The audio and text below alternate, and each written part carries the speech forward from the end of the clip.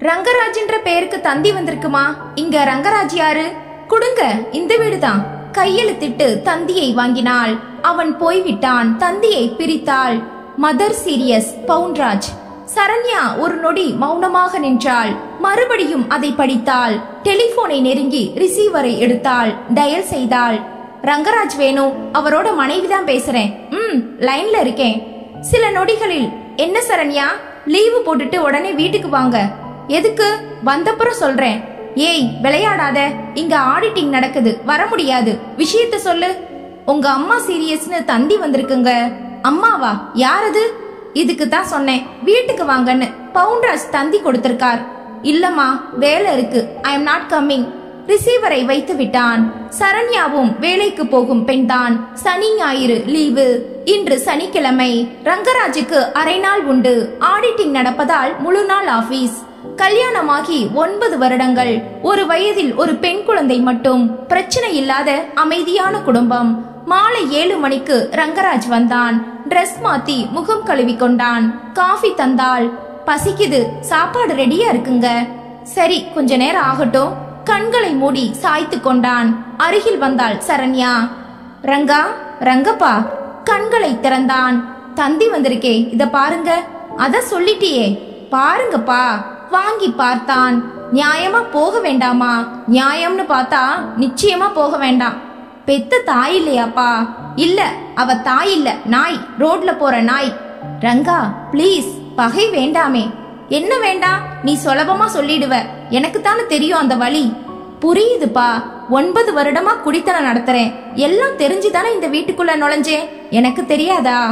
நீ கல்யாணமாகி வந்தப்ப அப்பா உயிரோட இருந்தார் இல்லையா? அந்த அன்பு தெய்வத்தோட வாழ நான் தான் கொடுத்து வைக்கல. 1 வருடம் தானே இருந்தார். அவர் உன்கிட்ட எல்லாம் சொல்லியிருக்காரு இல்லையா? ஆமா. எல்லாம் தெரிஞ்சு இப்ப தந்திய பார்த்ததும் போகலான்னு சொல்றியே, இது நியாயமா? என்ன கொஞ்சம் பேச விடுறீங்களா? நோ, இது தொடர்பா நீ எதுவும் பேச வேண்டாம்.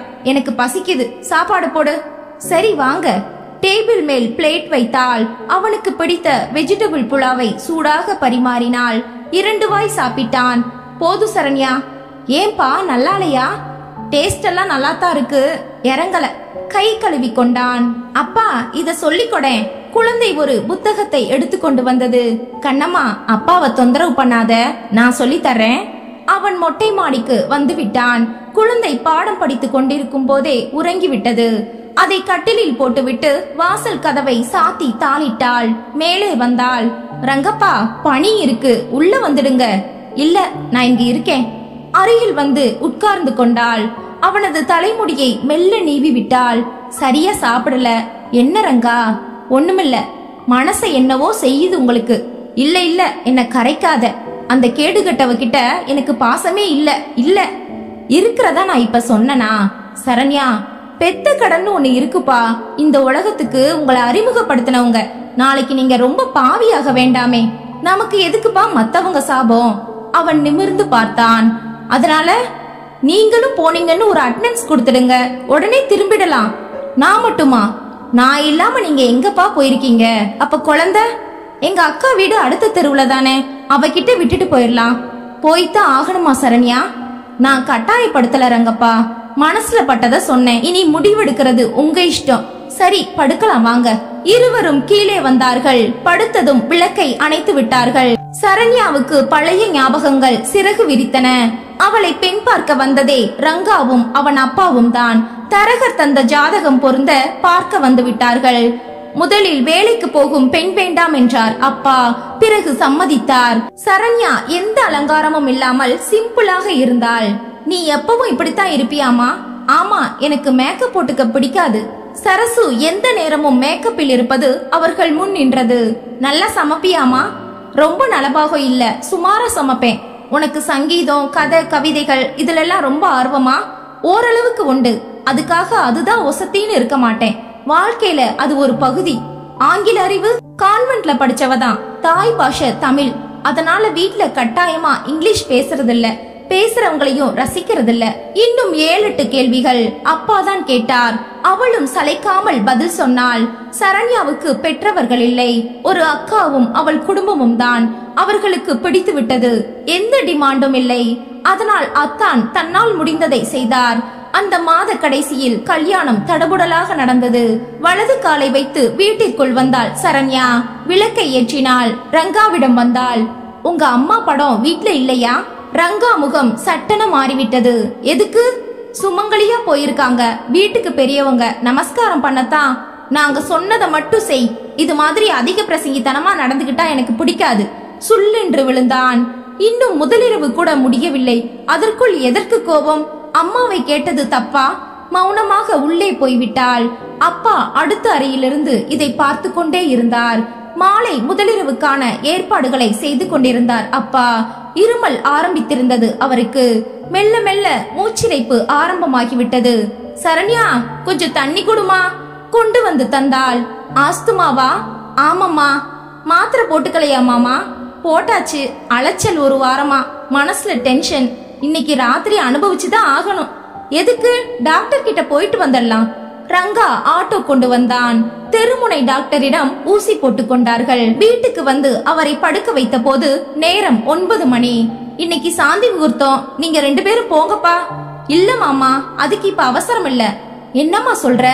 உங்களுக்கு உடம்பு சரியில்லை. மூடுன கதவுக்குள்ள நாங்க எப்படி சந்தோஷமா இருக்க முடியும்? அம்மாடி, என்னங்க, நீங்க போய் படுங்க. நான் மாமா கூட இருக்கேன். வேண்டாமா? இல்ல மாமா, இந்த ஒரு விஷயத்துல உங்க பேச்ச மீறதுக்கு மன்னிக்கணும். அவர் நெகிழ்ந்து போனார். தேனிலவை வேண்டாம் என்று ஒதுக்கிவிட்டாள். வாழ வந்து 1 வார காலத்தில் புருஷன் மாமனார் இருவரது நெஞ்சுக்குள்ளும் சுலபமாக குடியேறிவிட்டாள். சரண்யா, நீ எப்படா ஜாயின் பண்ண போற டியூட்டில? அடுத்த வாரம் மாமா. சின்னஞ்சிருசுங்க. 1 வாரம் கொடைக்கானலுக்காவது போயிட்டு வாங்களேன். நீங்களும் வாங்க, 3 பேரும் போகலாம். சிரிப்பாங்க. யாரு? எங்க அப்பா என் கூட வர்றதுல யாருக்கு தடை இருக்க முடியும்? மாமா, நானும் அவரும் தனிமைங்கிறது வாழ்நாள் முழுக்க தொடரத்தான் போகுது. நீங்க இருக்கிற வரைக்கும் உங்களை நாங்க இழக்க கூடாது இல்லையா? ஆடி போனார். அவரும் சர்வீஸில் தான் இருந்தார். 51 வயது. இன்னும் 9 வருடம் சர்வீஸ் இருந்தது. பார்த்தால் 10 வயது குறைச்சலாகவே இருப்பார். தலை கூட நரைக்கவில்லை. ரங்காவுக்கு அண்ணனா என்றுதான் கேட்பார்கள். அடுத்த வாரமே 3 பேரும் வேலைக்கு சென்று விட்டார்கள். சேர்ந்த 4வது நாள் ஆபீஸில் எதையோ எடுக்க போய் சின்ன பீரோ சாய்ந்து அது விழாமல் தன் வலது கையால் முட்டு கொடுக்க தேவராஜனின் வலது கையில் எலும்பு முறிவு. மாவுக்கட்டு போட்டு தூளி போல் தொங்க விட்டு விட்டார்கள். வீட்டுக்கு வந்து விட்டார். சரண்யா அழுதாள். மாமா, நான் இங்க வாழ வந்த நேரமே சரியில்லையோ? ஏமா அப்படி பேசுற? நான் ஆபீஸ்ல கைய உடைச்சுக்கிட்டா நீயா பொறுப்பு? ரங்காவை வேலைக்கு அனுப்பிவிட்டு அவள் லீவு போட்டாள். வலது கையை அசைக்க முடியாது. தண்ணியும் படாம நான் எப்படிமா குளிப்பேன்? நான் குளிப்பாட்டி விடுறேன் மாமா. ஐயோ, நீயா? ஏ, உங்களுக்கு ஒரு பொண்ணு இருந்தா செய்ய மாட்டாளா? அவர் பேசவில்லை. வாங்க பாத்ரூம்ல வந்து உட்காருங்க. ஸ்டூல் போட்டு தந்தாள். அவரது உடைகளை அவளே கலட்டி விட்டாள். ஒரு சிறிய கீழ்த்துண்டை கட்டிவிட்டு குளிப்பாட்டி விட்டாள். தலை உடம்பு துடைத்து வேட்டி கட்டிவிட்டு தலைவாரி விபூதி வைத்து சாப்பாடு கொண்டு வந்து ஸ்பூனால் ஊட்டிவிட்டு தேவராஜன் அழுதே விட்டார். எங்க அம்மா மறுபடியும் உயிரோட வந்துட்டாமா. மாலை அலுவலகம் முடிந்து ரங்கா வர அவனிடம் சொல்லி சொல்லி மாய்ந்து போனார். நாம ரொம்ப கொடுத்து வச்சிருக்கோண்டா தம்பி. அப்பா, கட்டுன மனைவியால நான் பட்ட அவமானத்துக்கு மருமகள் தான் எனக்கு மருந்து. அப்பா, இனிமே சரண்யா கிட்ட எதையும் மறைக்க எனக்கு இஷ்டம் இல்லடா.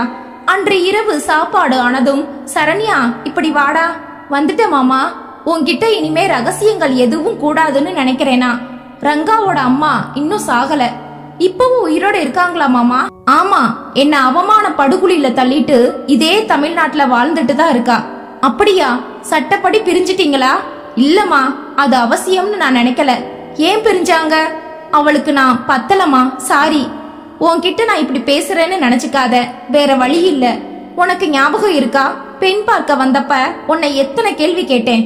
காரணம், நான் பட்ட அவமானத்தை என் பிள்ளை படக்கூடாதுன்னு தான். கட்டுன புருஷன் கண்ணுக்கு நிறைவா இருக்கும் போது வேற ஒருத்தன் கூட ஓடி போனான். சரண்யா அதிர்ந்தாள். அவளுக்கு மியூசிக், இலக்கியம்னு எல்லாத்துலயும் ஆர்வம் அதிகம். எனக்கு அறவே இல்ல. வெறி பிடிச்ச ரசனை. சாப்பாட்டுல இருந்து தொடங்கி செக்ஸ் வரைக்கும். அகைன் சாரிமா. அது நதி இல்லம்மா, காட்டாத்து வெள்ளம். நான் திணறி போயிட்டேன். என்னால அவ கூட எதுக்குமே ஈடு கொடுக்க முடியல. சொல்லிவிட்டு தலை குனிந்தார். பவுன்ராஜ் எல்லாத்துக்கும் சரிசமமா ஈடு கொடுத்தான். என்னை விட அவன் பெட்டரா இருந்தான். என்ன உதறிட்டு அவனை தேர்ந்தெடுத்துட்டா. சொல்லாம போயிட்டாங்களா? இல்லம்மா, அவ தைரியசாலி. இனிமே பவுன்ராஜ் கூட தான் வாழ போறேன்னு அழகா சொல்லிட்டே போனான். அப்ப ரங்காவுக்கு 5 வயசு, எனக்கு 31. அப்பல இருந்து வாழ்க்கையில எந்த சலனத்துக்கும் இடம் கொடுக்காம இவனுக்காக வாழ்க்கைய ஒரு தவ மாதிரி ஆக்கிக்கிட்டேமா. ஊருக்கெல்லாம் இவ ஓடி போனது தெரிஞ்சு போச்சு. ரங்காவுக்கும் ஆண் பெண் உறவை பத்தி புரிஞ்சுக்கிற வயசு வந்தப்ப எல்லாத்தையும் நானே சொல்லிட்டேன். மௌனமாக உட்கார்ந்திருந்தாள் சரண்யா. அம்மாடி, இப்ப எனக்கு வயசு 51. இப்பவும் வாலிபத்தோட பின்பகுதியில தான் நான் இருக்கேன். உணர்வுகள் செத்து போகலமா. மாமா, நீங்க பெரியவங்க, உங்களுக்கு தெரியாது ஒண்ணும் இல்ல. பால் உணர்ச்சிங்கிறது மனசுல இருக்கு, அத விசிறி விட்டா தான் உடம்புக்கு வருது. அவ அப்படி நினைக்கலையேமா. அட, அவ எவன் கூடயோ ஓடி போனது கூட என்ன பாதிக்கல. இந்த குழந்தைய விட்டுட்டு போக ஒரு தாய்க்கு எப்படி மனசு வந்தது? சரண்யாவுக்கு அந்த கேள்வியில் இருந்த நியாயம் புரிந்தது. இதனால தான் நான் அவளை வெறுத்தேன், கசந்து போனேன். என் பிள்ளை எல்லாம் கேள்விப்பட்டதும் அதை விட மோசமான நிலையில இருந்தான். அம்மாங்கிற சொல் அவனை பொறுத்த வரைக்கும் அருவருப்பானதுமா. ஆனா நீ வந்து எங்க நெஞ்சில பன்னீர் தெளிச்சிட்ட ராஜா. இப்படி ஒரு மகாலட்சுமி வீட்டுக்கு வருவான்னு நாங்க யாரும் நினைக்கல. நானும் என் பிள்ளையும் ரொம்ப கொடுத்து வச்சிருக்கோம். 1 வருட காலம் சொர்க்கமாக இருந்தது அந்த வீடு. மருமகள் இல்லாமல் ஒரு நொடி கூட அவரால் இருக்க முடியாது. பாசத்துக்கு எங்கும் ஜீவன்கள். அந்த அம்மாவுக்கு இத்தனை நல்ல கணவனுடன் வாழ நிஜமாகவே கொடுத்து வைக்கவில்லை. அதிகபட்ச சந்தோஷத்தை அனுபவித்த காரணமோ என்னவோ, ஒரு நாள் திடுமென்று இதயம் அவருக்கு நின்றே போனது. நிறைவுடன் சிரித்த முகத்துடன் போய் சேர்ந்தார். அற்புதமான மரணம். ரங்கா கதறி முட்டிக் கொண்டான். எல்லாமே அப்பா என்று வாழ்ந்து விட்டதால் இந்த திடீர் மரணம் அவனை ஒரு உலுக்கு உலுக்கி விட்டது. சரண்யாவும் அந்த அதிர்ச்சிக்கு ஆளாகி இருந்தாள். மாமாவுடன் 1 வருடம் பழகியது ஒரு ஜென்மம் பழகியதை போன்ற நிறைவு இருந்தது. எதற்கெடுத்தாலும் சரண் சரண் என்று அவளை அழைப்பார். ரங்கா கூட வேடிக்கையாக, ஏய், எங்க அப்பாவை என்கிட்டே இருந்து கொள்ளையடிக்க வந்திருக்கியா என்பான். தெய்வம் கொள்ளையடித்து கொண்டு போய்விட்டது. ரங்காவை தேற்ற படாத பாடுபட்டாள். அவள் கர்ப்பமானதும் ரங்கா தன் அழுகையை நிறுத்தினான். அவளை பராமரிக்க வேண்டும் என்ற உணர்வு உந்தியது. இந்த நேரம் மாமா இருந்தா எப்படி தாங்குவார்? நான் கொடுத்து வைக்கல. குழந்தை பிறந்தது. சோகம் ஆழமாக நெஞ்சுக்குள் இருந்தாலும் யதார்த்த வாழ்க்கை அதன் வேகத்தை மங்கச் செய்துவிட்டது. அந்த அம்மா தான் சீரியஸாக இருக்கிறாள் என்று தந்தி வந்திருக்கிறது. தந்தியை தந்தவன் அவளது 2வது கணவன். பெற்ற பிள்ளையை விட்டுவிட்டு கட்டின புருஷனை உதறிவிட்டு எவனுடனோ ஓடி போனவள். அவளை போய் பார்க்க எப்படி ரங்காவுக்கு மனசு வரும்? அவன் வெறுப்பில் நியாயம் உண்டு. ஆனால் பெற்ற தாய் என்ற ஒரே ஒரு சலுகையை கருத்தில் கொண்டு யோசித்தால் நள்ளிரவில் தான் சரண்யா உறங்கி போனாள். காலையில் எழுந்து குளித்ததும், சரண்யா, அப்பா படத்துக்கு முன்னாடி சீட் எழுதி போடு, அவர் அனுமதி வேணும் எனக்கு. சரண்யா அவனையே எழுத சொல்லி அதை மடித்து போட்டாள். குழந்தையிடம் எடுக்க சொன்னாள். போகலாம் என்று வந்தது. சரண்யா பெட்டியில் துணிகளை எடுத்து வைத்தாள். எதுக்கு பெட்டி? போனதும் பார்த்துட்டு உடனே திரும்புறோம். சரி ரங்கப்பா, உயிரோட இருந்தா சரி. ஒருவேளை வேற மாதிரி இருந்தா? என்ன கொல்லி போட சொல்றியா? நெவர். ஐயோ, என்ன பேச விடுங்க. கொல்லி சங்கதிகளுக்கெல்லாம் நான் வரல. அவங்க ஓடி போனவங்களா இருந்தாலும் 10 மாசம் உங்களை சுமந்து பெத்த தாய். அதனால தீட்டோட நாம வரக்கூடாது. அது நம்ம குடும்பத்துக்கு நல்லது இல்லப்பா. அங்கே இருக்கணுமா? நான் அப்படி சொல்லல. சூழ்நிலை பார்த்துட்டு செய்யலாம். முன்னெச்சரிக்கையா எல்லாம் எடுத்து வச்சிருக்கேன். இந்த பயணம் ஆத்மார்த்தமானது இல்ல சரண்யா, பாசாங்கு. புரியுது. நடிக்க வேண்டிய கட்டாயம் வாழ்க்கையில வந்துட்டா நடிச்சுதான் ஆகணும்பா. குழந்தையை கொண்டு போய் அக்கா வீட்டில் விட்டாள் சரண்யா. எதையும் இழுத்து போட்டுக்காத சரண்யா, உனக்கு இரக்க சுபாவம் அதிகம். அக்கா, புகுந்த வீடுன்னு வந்தாச்சு. 8 வருஷமா தனி கொடுத்தனந்தான். யாருக்கு நான் என்ன செஞ்சேன்? பிரிவினை எதுக்கு? அதுக்கு இல்லடி, ஜாக்கிரதையா இருன்னு சொன்னேன். சரிக்கா. புறப்பட்டு விட்டார்கள். தான் சொல்லி தாய் என்ற ஒரு தர்ம நியாயத்துக்காக மட்டுமே அவன் வருகிறான் என்பது சரண்யாவுக்கு நன்றாகவே புரிந்தது. அந்த அம்மா ஓடி போய் 21 வருடங்கள் ஆகிவிட்டது. என்னவெல்லாம் நடந்திருக்கிறதோ அங்கே போய் பார்த்தால்தான் தெரியும். தந்தியில் விலாசம் தெளிவாக எழுதப்பட்டிருந்தது. மறுநாள் காலை 5 மணிக்கு பேருந்தை விட்டு இறங்கினார்கள் தஞ்சையில். ஆபீஸ் வேலையாக கூட அந்த ஊருக்கு ரங்கா வந்ததில்லை. இப்போதுதான் வருகிறான். ஏதாவது வாங்கணுமா ரங்கப்பா? அதெல்லாம் எனக்கு தெரியாது, அதெல்லாம் ஓன் டிபார்ட்மெண்ட். பழங்கள், பூ வாங்கி கொண்டாள். ஒரு ஆட்டோவை அழைத்து விலாசம் கேட்க தெரியும் என்றான். ஏறி உட்கார்ந்தார்கள். ஆட்டோ ஓடத் தொடங்கியது. அந்த வீட்டின் முன்பு ஆட்டோ நின்றது. இன்னும் முழுமையாக கூட விடியவில்லை. ஓரிரு வீடுகளில் மட்டும் வாசல் தெளித்து கோலம் போட தொடங்கி இருந்தார்கள். பால் பாக்கெட்டுகளை ஒரு சிறுவன் வீசிவிட்டு போனான். ரங்கா தயங்கி நின்றான். சரண்யா மெதுவாக படியேறினாள். கதவை தட்டினாள் மெல்ல. ஹாலிங் பெல் இருக்கான்னு பாரேன். ரங்கா குரல் கொடுக்க, இல்லப்பா, அதனாலதான் தட்டினேன். மறுபடியும் தட்டினாள். காலடி ஓசை கேட்டது. கதவு திறக்கப்பட்டது. ஒரு கிழவி நின்றாள் உள்ளே. யார் நீங்க? பவுன்ராஜ் வீடு இதுதானே? ஆமா, நாங்க மெட்ராஸ்ல இருந்து வரோம். சொந்தக்காரங்களா? அம்முவை எழுப்புறேன், இருங்க. உள்ளே போனாள். இந்த கிழவி யார், அம்மு யார், ஒன்றுமே புரியவில்லை. எழுந்துடி, யாரோ வந்திருக்காங்க. உன்னை எழுப்புறதை விட சாகலாம், எழுந்து தொலை. குரல் சலிப்புடன் ஒலித்தது. 10 நிமிட அவகாசத்தில் நைட்டி அணிந்த ஒரு சின்ன பெண் கொட்டாவி விட்டபடி வந்தது. யார் நீங்க? ரங்காவுக்கு எரிச்சல் வந்தது. மெட்ராஸ்ல இருந்து வர்றோம். என்ன வேணும் உங்களுக்கு? ரங்கா கடுப்பாகி விட்டான். உன்கிட்ட கடன் வாங்கிட்டு போக வரலமா? யாரோ சாக கிடக்காங்கன்னு எங்களுக்கு தந்தி வந்தது, பார்க்க வந்திருக்கோம். அந்த பெண் முகம் பளீரென மலர்ந்தது. அண்ணா அண்ணியா? நாங்க யாருக்கும் அண்ணா அண்ணி இல்ல. வெடுக்கன ரங்கா பதில் சொல்ல அந்த பெண்ணின் முகம் சூம்பி விட்டது. அம்மு, உங்க அம்மா ஆஸ்பத்திரியில இருக்காங்களா? ஆமா அண்ணி. சாரி, நான் அப்படி கூப்பிடல, அண்ணனுக்கு பிடிக்காது. அம்மா கூட அப்பாவும் இருக்காரு. எந்த ஆஸ்பத்திரி? நான் கூட்டிட்டு போறேன். முதல்ல குளிச்சு ட்ரெஸ் மாத்திக்கிறீங்களா? கதவை திறந்தது யாரு? பக்கத்து வீட்டு ஆயா எனக்கு துணையா இருக்காங்க. ரங்கா அருகில் வந்தான். குளிக்கலாம் வேண்டாம், ஆஸ்பத்திரியில ஒரு நட எட்டி பார்த்துட்டு பஸ் பிடிக்கலாம். இல்லீங்க, அப்படி செஞ்சா வந்ததுக்கு ஒரு அர்த்தமே இல்லாம போயிடும். என்னதான் செய்ய சொல்ற? கூச்சலிட்டான். அண்ணன் கோவப்படுறாரா? பீதியுடன் கேட்டது அம்மோ. இல்லம்மா, என்கிட்டதான், நான் சமாளிச்சுக்கிறேன். அருகில் வந்தாள். ரங்கப்பா, இது நம்ம வீடு இல்ல, அடக்கி வாசிங்க, தாழ்ந்த குரலில் சொன்னாள். ரங்கன் மௌனமானான். உள்ளறைக்கு இருவரும் வந்தார்கள். இத பாருங்க, உங்களுக்கு இங்க வரவே பிடிக்கலதான். மனுஷன் வாழ்க்கையில பிடிச்சத மட்டுமே செஞ்சுட்டு இருக்க முடியாதுங்க. பல சமயங்கள் பிடிக்காததையும் செய்ய வேண்டியதா வரும். என்ன செய்யறது? உங்க கோபம் மொத்தத்தையும் அடக்கிட்டு ஊர்ல வந்து என்ன திட்டுங்க, அடிச்சாலும் தப்பில்ல. மரண படுக்கையில இருக்கிறவங்க கிட்ட படுற கோபம் செத்த பாம்பு அடிக்கிற மாதிரி. ரங்கப்பா, சரி சரி, பேசுனது போதும், உன் பின்னாலேயே நான் வர்றேன். குளித்தார்கள். அம்முக்குட்டி டீ கொண்டு வந்து தந்தது. அதை பார்க்கவே பாவமாக இருந்தது. அழகான முகம், வாலிப்பான உடம்பு, ஆனால் முகத்தில் ஒரு பச்சை குழந்தை குடியிருந்தது. சிப்பிக்குள் சில சமயம் முத்துக்கள் உண்டு என்பதற்கு இவர்கள் எல்லாமும் தான் உதாரணங்கள். போகலாமா அண்ணி? நீ அப்படியே கூப்பிட்டுக்கோ, எனக்கு கோபம் வராது. படிக்கிறியா? இல்ல, அம்மாவுக்கு 4 வருஷமாவே உடம்புக்கு முடியல. நான் 8வதுலயே படிப்பை நிறுத்திட்டேன். பாக்குறதுக்கு ஆள் இல்ல. அப்பா வேலைக்கு போறாரா?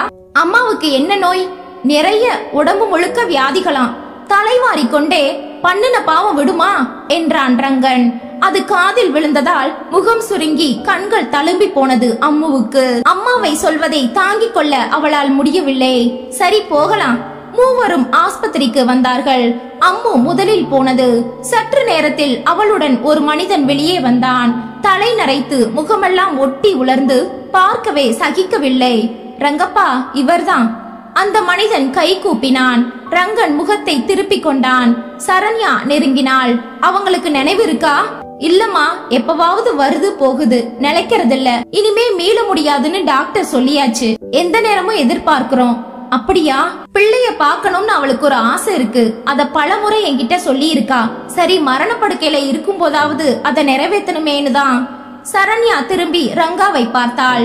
அருகில் வந்தாள். உள்ள போய் பார்க்கலாமா? எப்ப நினைவு வருதோ அப்ப சொல்லு, நான் வர்றேன். முகத்தையே பார்த்துக்கிட்டு எப்ப முழிப்பாங்கன்னு காத்துட்டு இருக்க முடியாது. அந்த வார்த்தைகள் பவுன்ராஜ் செவிகளில் விழுந்தன. பவுன்ராஜுடன் சரண்யா மெல்ல உள்ளே வந்தாள். அம்முவும் வந்தது. ஏகப்பட்ட மருத்துவ இணைப்புகளுடன் கிழிந்த நாராக கிடந்தாள் அந்த அம்மா. ஒரு காலத்தில் வேட்கை தாழாமல் ஆடியது. அத்தனையும் இந்த அல்ப உடம்புக்கா? இன்று என்ன ஒரு மோசமான நிலை. நர்ஸ் வந்தாள். கிட்ட போய் குரல் கொடுங்க, தப்பில்ல. அம்மு அருகில் நெருங்கி உட்கார்ந்தது. அம்மா, அம்மா. எந்த சலனமும் இல்லை. சரண்யா அண்ணி மெட்ராஸ்ல இருந்து உன்னை பார்க்க வந்திருக்காங்க. சலனம் இல்லை. அண்ணி ரொம்ப நல்லவங்கம்மா, கண்களை திறந்து பாருமா. சரண்யா வந்து கட்டிலில் உட்கார்ந்தாள். அம்மா, நானும் உங்க பிள்ளை ரங்காவும் வந்திருக்கோம். உங்களை பார்க்க வந்திருக்கோம். எங்களை பாருங்க. அதை 7-8 முறை சொன்னாள். மெல்ல இமைகளில் சலனம் தெரிந்தது. அம்மு எழுந்து ஓடியது. நர்ஸை அழைத்து வந்தது. நர்ஸ் உடனே உள்ளங்கையில் சூடு பறக்க தேய்க்க ஆரம்பித்தாள். கண்களில் சலனம் அதிகமாகி மெல்ல திறந்தது. சரண்யா மங்களாக தெரிந்தாள், சிரித்தாள். சரண்யா காதோறும் வந்து, நான் உங்க ரங்காவோட பொண்டாட்டி சரண்யா, நீங்க பிழைச்சுப்பீங்க, மனசுல அந்த நம்பிக்கை வேணும், பாருங்க என்ன. பார்த்தாள். என் கூட வர்றீங்களா? தலையை வேண்டாம் என வேகமாக ஆட்டினாள். உங்க பிள்ளை ஒன்னும் சொல்ல மாட்டாரு. கண்கள் சரண்யாவின் தோளை கடந்து தேட, அவரா, கூட்டிட்டு வர்றேன். வெளியே வந்தாள் சரண்யா. சற்று தள்ளி நின்றான் ரங்கன். ரங்கப்பா வாங்க சீக்கிரம். என்ன உயிர் போக போகுதா? ஏன் ரங்கப்பா இப்படி பேசுறீங்க? சீக்கிரம் வாங்க. ரங்காவை கட்டாயப்படுத்தி அழைத்து வந்தாள். அவனை ஏற இறங்க பார்த்தாள் அம்மா. அந்த இடத்தில் அவன் மறைந்து 5 வயது சிறுவன் நின்றான். பெரிய கண்களால் பார்த்தாள். ரங்கையா? உதடுகள் அசைந்தன. போங்க, கூப்பிடுறாங்க. வெறுப்புடன் பார்த்தான் ரங்கன். மறுபடியும் கண்களால் அழைத்தாள் அம்மா. ரங்கனை மெல்ல உந்தி தள்ளினாள் சரண்யா. காதோரமாக, இதை உங்க அம்மான்னு நினைச்சுக்க வேண்டாம், ஒரு உயிர் போக போகுது, உங்க புண்ணியத்துல அது நல்லபடியா போகட்டுமே, சிரிங்க ரங்கப்பா. சரண்யா அவனை முடுக்கி முடுக்கி விட்ட பின் உதடுகள் லேசாக பிரிந்தன. வெறுப்பை எல்லாம் மூட்டை கட்டி வச்சுட்டு ஒரே ஒரு வாட்டி அம்மான்னு கூப்பிடுங்க. ரங்கன் அவளை எரித்து விடுவதை போல பார்த்தான். பிளீஸ் பா, யாரோ ஒரு தாய்க்கு செலுத்துற அஞ்சலியா இருக்கட்டுமே. அவள் பேசுவது பவுன்ராஜ், அம்மு இருவர் காதிலும் விழுந்தது. ரங்கா யோசித்தான். மானசீகமாக அப்பாவை நினைத்தான். இது என்னப்பா நிர்பந்தம்? மரண படுக்கையில வச்சு சிக்கலுக்கு ஆளாக்குறாளே சரண்யா. ஓடி போன ஒருத்திய நான் அம்மானு கூப்பிட்டா உனக்கு அது அவமானம் இல்லையாப்பா? இல்ல கண்ணா, அப்படி கூப்பிடுறதுல எனக்கு எந்த தடையும் இல்ல.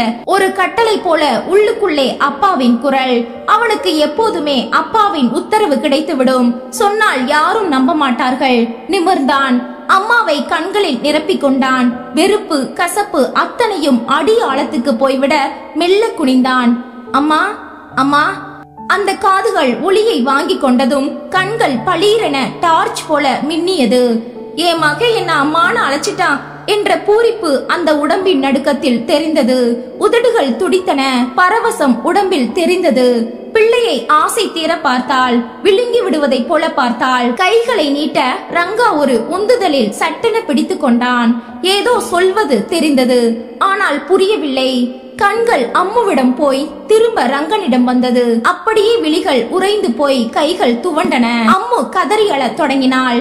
பவுன்ராஜ் அம்மு குட்டியை மெல்ல தாயின் உடலில் இருந்து பிரித்து தன்மேல் சாத்தி கொண்டார். அம்மு கதறி கதறி அழுதது. சரண்யாவும் அழுதாள். ரங்கன் சட்டென வெளியே வந்து விட்டான். அழுகை வரவில்லை, ஆனால் சொல்ல முடியாத பாரம் நெஞ்சு முழுக்க நிரம்பி கிடந்தது. பவுன்ராஜ் டெலிபோனில் யார் யாருக்கோ விவரம் சொன்னார். பவுன்ராஜ் மளமளவென செயல்பட்டு ஆஸ்பத்திரி நடைமுறைகளை முடித்துக் கொண்டு உடல் வீட்டுக்கு எடுத்து வரப்பட்டது. ஆட்கள் கூடிவிட்டார்கள். காரியங்கள் நடக்க வேண்டும். பவுன்ராஜ் சரண்யாவை தனியாக அழைத்தார். அம்மாடி, பிள்ளை வந்தாச்சு, கொல்லி போட்டு காரியங்களை அவனே செய்யலாம் இல்லையா? நான் பேசி பாக்குறேன். சரண்யா வந்தாள். ரங்கப்பா, குளிச்சிட்டு ஈர துணியோட வாங்க. எதுக்கு? அம்மாவுக்கு கொல்லி போட வேண்டாமா? என்ன விளையாடுறியா? இதுல விளையாட என்ன இருக்கு? நீங்க தான் பிள்ளை, நீங்க தான் கொல்லி போடணும். இத பாரு, ஓவரா போற நீ. எனக்கு பிடிக்காத சங்கதிகளுக்கெல்லாம் உடன்பட்டுட்டே வர்றேன். அந்த அம்மாவுக்கு என் கையால கொல்லி போட்டு எங்க அப்பாவை நான் கேவலப்படுத்த மாட்டேன். போன மாசம் குப்பம்மா பாட்டி செத்தப்ப யாரு கொல்லி போட்டாங்க? நான் தான். அவங்க உங்களுக்கு உறவா? இல்ல, அவ ஒரு கிழவி. அனாத பணமா போக வேண்டாம்னு கொல்லி போட்டேன். அது மாதிரி இதுவும் ஒரு கிழவி. இதையும் அனாதையா விடாதீங்கப்பா பிளீஸ். வாய்க்கரிசி போட்டு தீச்சட்டி ஏந்தி இறுதி ஊர்வலத்துக்கு தலைமை தாங்க முன்புறம் நின்ற போது முகத்தில் இருந்த அந்த வெறுப்பும் கசப்பும் போன இடம் தெரியவில்லை. கொல்லி வைத்து சிதை பற்றி எரிய வெளியே வந்த போது அழுகை வந்தது. அம்மா என்ற உறவு தந்த துக்கமா என்றும் புரியவில்லை. அதனால் அடக்க மாட்டாமல் அழுகை பீறிட்டது. கட்டுப்படுத்தி கொண்டான். வீடு திரும்பினார்கள். சரண்யா வீட்டை கழுவிவிட்டு சகல வேலைகளையும் செய்தாள். அம்மு உதவி செய்தது. சரண்யா டிஃபன் செய்தாள். ராத்திரிக்கு பரிமாறி துடைத்து சகல வேலைகளிலும் நின்றாள். படுக்க போகும்போது 11. சரண், நாளைக்கு காலையில புறப்படலாம். இன்னும் அஸ்தி சேகரிக்கலப்பா. சாரி, இதுதான் லிமிட். இதுக்கு மேல என்ன நீ எதிர்பார்க்காத. ஒரு துரோகிக்கு இந்த அளவுக்கு நான் மரியாதை காட்டினதே அதிகம். சரி, விடிஞ்சதும் பேசிக்கலாம்ப்பா. நோ, இதுதான் என் முடிவு. நீ வரலனா புறப்பட்டு நான் போயிட்டே இருப்பேன். Good night. திரும்பி படுத்து விட்டான். இனி இவனை கட்டாயப்படுத்த கூடாது என்று சரண்யாவுக்கே தோன்றியது. காலையில் சீக்கிரம் எழுந்து சரண்யா புறப்பட தயார் செய்தாள். விடிய கூட இல்லை. 2 பேரும் புறப்படுறீங்களாமா? குரல் கேட்டு நிமிர்ந்தாள். பவுன்ராஜ் நின்றிருந்தார். இதுக்கு மேல அவரை நான் இழுத்து பிடிக்க முடியாது, கூடாது. வேண்டாம், ஆனா நான் கொஞ்சம் பேசணுமா? சரண்யா அவருடன் வாசலுக்கு வந்தாள். வெளியே இருட்டு அப்பிக் கொண்டிருந்தது. நாய் குரைத்தது. சரண்யா அவர் பேசட்டும் என்று காத்திருந்தாள். நீ என் மகளாட்டம்மா. என் மனசுல 1000 பாரம். நான் யார்கிட்ட சொல்லுவேன்? பாசமுள்ள ஒரு ஜீவனை உன்கிட்ட நான் பார்த்தேன். அதான் தாயி, பேசணும்னு தோணுச்சு. சொல்லுங்க. தேவராஜனும் சரசுவும் குடும்பம் நடத்திட்டு இருக்கும் போது நான் ஒரு நண்பனா உள்ள நுழைஞ்சேன். உனக்கு தேவராஜனோட பக்கம் மட்டும் தான் சொல்லப்பட்டிருக்கும். அடுத்த பக்கத்தை நீ தெரிஞ்சுக்க வேண்டாமா? என்ன நான் நல்லவன்னு சொல்லிக்கிட்ட அலையலமா. வாலிப வயசுல எல்லா அல்பமான குணங்களும் எனக்கு உண்டு. நண்பனா அறிமுகமானேன். சரசு வேகமுள்ள ஒரு பெண், எதிலும் வேகம். தேவராஜன் நேர் எதிர். அவர் எப்படின்னா ஒரே மாதிரி ஸ்டீரியோடைப் வாழ்க்கை, முடுக்கி விட்ட இயந்திர மாதிரி வாழ்க்கை இருக்கணும்னு எதிர்பார்ப்பார். ஆனா சரசு லைஃப்ல புதுசா இருக்கணும், எதையாவது சாதிக்கணும், சந்தோஷமா இருக்கணும், அப்பதான் முழுமைன்னு நினைப்பா. எனக்கு சரசு மேல எந்த நாட்டமும் இல்ல. ஆரம்ப நாட்கள்ல வெறும் நண்பர்களாகத்தான் இருந்தோம். ஆனா தேவராஜன் கிட்ட சராசரி மனைவிக்கு கிடைக்கக்கூடிய சந்தோஷங்கள் கூட சரசுக்கு கிடைக்கல. எப்படி சரிப்படும்? சரசு ஏன் பக்கம் சாஞ்சிட்டா. கட்டுன புருஷன் இருக்கும்போது இது நியாயமா? இல்லம்மா, நிச்சயமா இல்ல. இத நானும் நியாயப்படுத்தல, அவளும் படுத்தல. ஆனா சராசரி மனித உணர்வுகள் எங்களை வேலிக்குள்ள நிறுத்த முடியல, தாண்டி வரும்படியா செஞ்சிடுச்சு. சரண்யா பேசவில்லை. 2 பேரும் வீட்டை விட்டு வந்துட்டோம். தேவராஜனை ஜெயிச்சிட்டதா சரசு நினைச்சா. ஆனா ஒரு தாயா இருந்து சரசு தோத்து போயிருக்கான்னு அவளுக்கு அப்பதான் தெரிஞ்சது. ஓடி வரும்போது சரசு கர்ப்பமா இருந்தா. ஆனா அது தங்கல, களைஞ்சு போச்சு. இந்த நிலையில 2 பேரும் குடும்பம் அமைச்சோம். நான் வேலையை விட்டுட்டு தான் சரசு கூட வந்தேன். வேற வேலை தேடிக்கிட்டேன். வெளியூர்ல உடனடியா அதுவும் சுமாரான வேலை தான் கிடைச்சது. சரசுவோட ஆடம்பர செலவுகள், புது புது புடவைகள் தவிர குடும்ப செலவுன்னு நிறைய ஆச்சு. என்கிட்ட தனி மனுஷனா இருந்தப்ப சேர்த்து வச்சிருந்த பணம் கணிசமா இருந்தது. அதையெல்லாம் செலவழிக்க ஆரம்பிச்சேன். கல்யாணம் செஞ்சுக்கலையா? ஓடி வந்தது முதல் வேலை அதுதான். தேவராஜன் உயிரோடு இருக்கும் போதே அவர் கட்டின தாலிய அவிழ்த்து வச்சுட்டு என்கிட்ட தாலி கட்டிக்கிட்டா சரசு. பெண் குலத்துக்கே அவமானம் இல்லையா? அவ அப்படி நினைக்கலமா. ஒரு பெண் இயந்திரமா எந்த சந்தோஷமும் இல்லாம இருக்கிறது எதுக்குன்னு கேக்குறா. எது சந்தோஷம்? எந்த நேரமும் ஆண் கூட படுக்கையை பகிர்ந்துக்கிறதா? அப்படின்னா ஒரு விபச்சாரியை விட சந்தோஷமான ஜீவன் யாரு இங்கே? ஒரு நிமிடம் பேசவில்லை பவுன்ராஜ். சரி சொல்லுங்க. எனக்கும் ஆரம்பத்துல நினைச்சத சாதிச்சிட்டோங்கிற மாதிரி ஒரு மதர்ப்பு. அவ கேட்டதையெல்லாம் வாங்கி கொடுக்கும் போது பெருமை. 2 பேருக்கு மத்தியில உள்ள மோகமும் காதலும் 3 வருடங்களுக்கு நல்லாவே கிடைச்சது. அதுக்குள்ள கையில உள்ள பணம் கரைஞ்சு போய் பேங்க் பேலன்ஸ் 0 ஆயிருச்சு. லாக்டவுன் வந்தப்ப வேலையும் போயிருச்சு. அப்புறம் எந்த ஒரு வேலையும் நிரந்தரமா இருக்க முடியாம தற்காலிக வேலைகள்னு 5-6 மாசம். அப்ப ஊர் முழுக்க கடன் வாங்கினேன். சரசு தன் தேவைகளை கொஞ்சம் கூட குறைச்சிக்கல. எனக்கு எடுத்து சொல்லவும் கூச்சமா இருந்தது. 3வது வருஷ முடிவுல சுமாரா நிரந்தரமான ஒரு உத்தியோகம் எனக்கு கிடைச்சது. அப்புறம் அந்த சமயத்துல ஊர் முழுக்க கடன். சரசு கர்ப்பமானா. ஓடி வந்தப்ப களைஞ்சது. அப்புறம் குழந்தையே உண்டாகல. தாமாக ரங்கனை பிரிஞ்சு வந்த ஏக்கம் சரசுவுக்கு உள்ளுக்குள்ள இருந்தது. ஆனா அத வெளியே சரசு காட்டிக்கல. ஏன்னா அவளா உண்டாக்கிக்கிட்ட பிரிவு இது. மறுபடியும் கர்ப்பமானப்ப சரசு சந்தோஷப்பட்டா. ஆனா பரிசோதனை பண்ணி பார்த்துட்டு சரசு படுக்கையை விட்டு அசைய கூடாதுன்னு டாக்டர் உத்தரவு போட்டுட்டார். அதே மாதிரி சரசுவ ஒரு புஷ்ப மாட்ட வச்சு நான் தாங்கினேன். நடுவுல ஏகப்பட்ட கோளாறு. இந்த கர்ப்பம் நிலைக்கணுமேன்னு நான் பட்டப்பாடு கொஞ்சம் இல்ல. பிரசவம் ரொம்ப சிக்கலாச்சு. அம்மு பிறந்தா. ஏகப்பட்ட ரத்த சேதம். சரசு பழைச்சதே புனர்ஜென்மம்னு ஒரு வழியா கண்களை திறந்தா. 1 வாரம் கழிச்சு வீட்டுக்கு வந்தோம். நான் ஆபீஸ் போவேனா, வீட்ல இருந்து சரசு குழந்தைய பாப்பனா. பணமும் பற்றாக்குறை. குடும்பம் நடந்தாகணும். வெளியில கால வச்சா கடன்காரனோட தொல்லை தாங்க முடியல. வெறுத்து போச்சு எனக்கு. நான் அப்பவே ரியலைஸ் பண்ண தொடங்கிட்டேமா. ஒரு குடும்பத்தை கலைச்சவனா, நல்ல ஒரு புருஷன்கிட்ட இருந்து மனைவிய பிரிச்சவன். அதுக்கு சரியான தண்டனை எனக்கு கிடைச்சாச்சு. சரசு ரெஸ்ட்ல இருக்கணும். வீட்டோட ஆள் போட்டு செய்ய எனக்கு வசதி இல்ல. நான் காலையில 4 மணிக்கு எழுந்தா எல்லா வேலையும் செஞ்சு வச்சுட்டு போகணும். சாயங்காலம் வந்து ராத்திரி 11 மணி வரைக்கும் பெண்டு கழலும். சரசு உடம்பு தேரல. ஏகப்பட்ட மருந்து செலவுகள். எதை சமாளிப்பேனா? சரண்யாவுக்கு பவுன்ராஜ் பேச்சை கேட்க கேட்க பாவமாக இருந்தது. அடிப்பட்ட மனிதனின் கதறலாக அது இருந்தது. அம்மாவுக்கு 5 வயசு ஆகும்போது சரசு கொஞ்சம் தேர ஆரம்பிச்சா. ஆனா பண நிலவரம் ரொம்ப மோசமா இருந்ததுமா.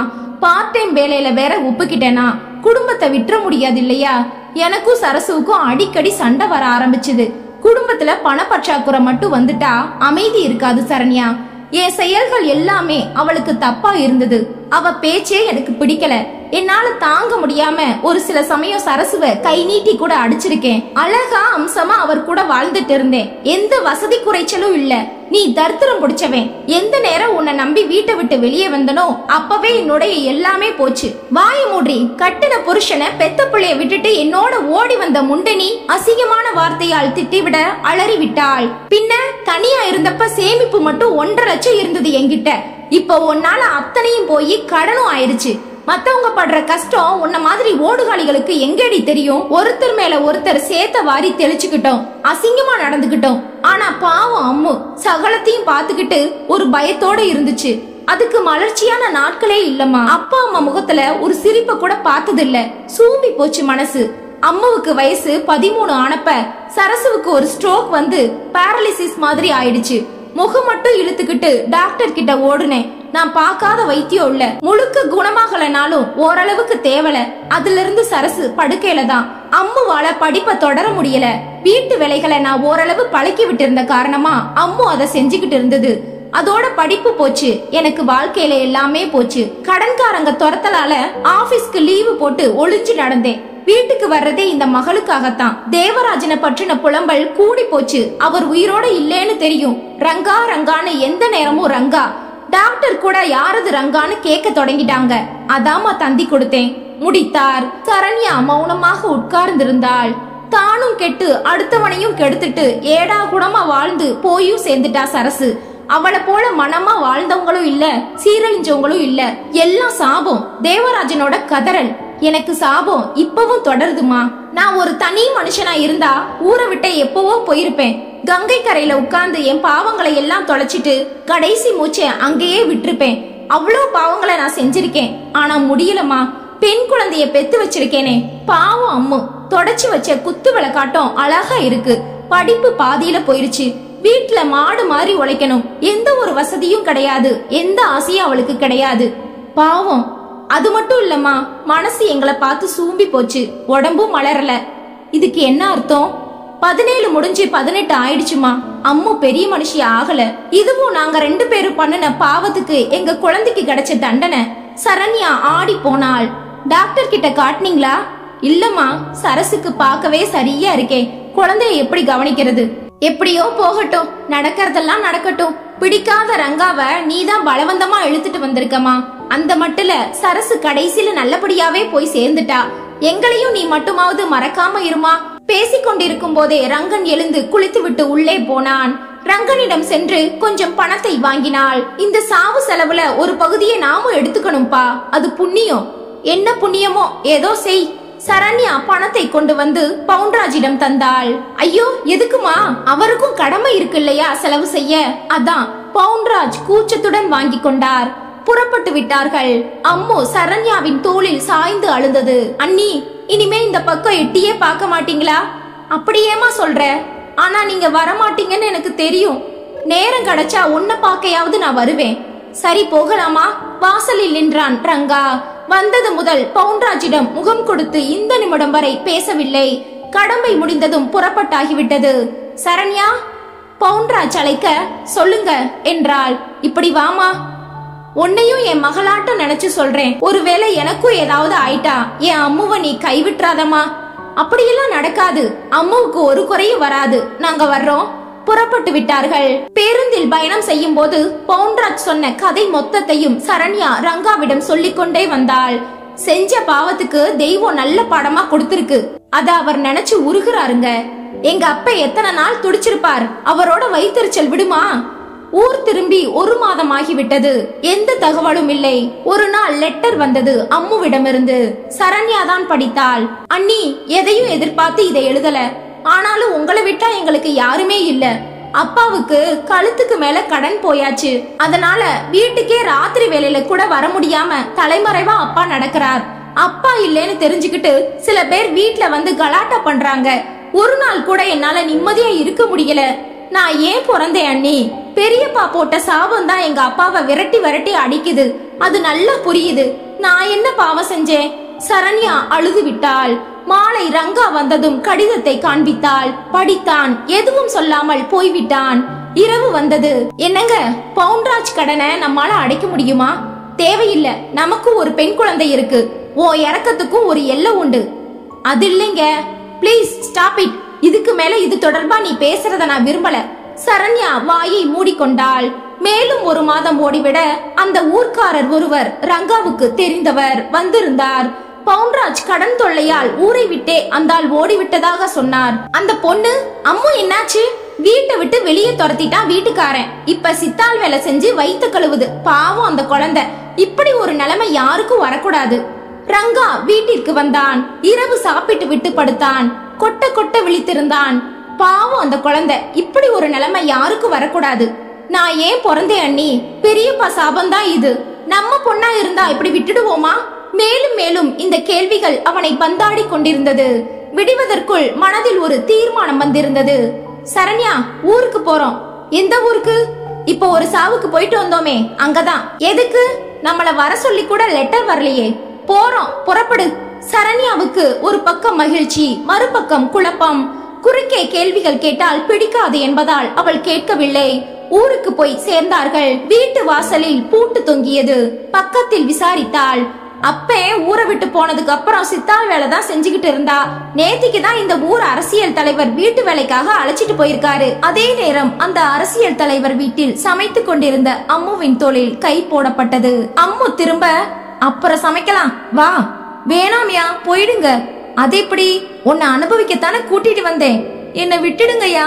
அம்மு கதற அவளை ஒரு ஆட்டுக்குட்டி போல அள்ளி கொண்டு போய் படுக்கையில் கிடத்தினான்.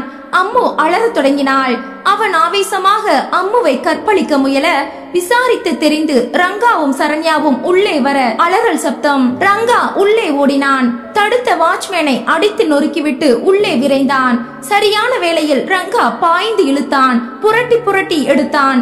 அம்மு ஆடைகள் கிழிந்து கதறிக் கொண்டிருந்தது. சரண்யா வந்து அணைத்து கொண்டாள்.